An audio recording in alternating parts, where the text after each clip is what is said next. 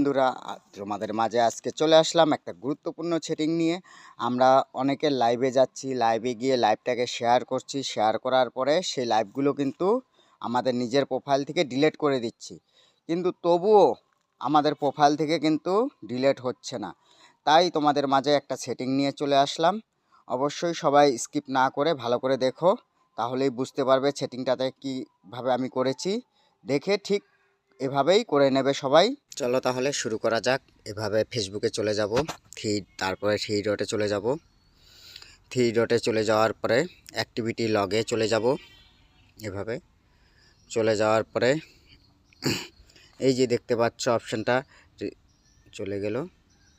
এখানে আসার পরে দেখো আমি এই লাইভগুলোতে গিয়েছিলাম, এতগুলো লাইভ শেয়ার করে রেখেছি। শেয়ার করার পরে এভাবে ডিলিট অপশনে ক্লিক করে ডিলিট করে দেবো একের পর এক। এভাবেই কিন্তু ডিলিট হয়ে যাবে।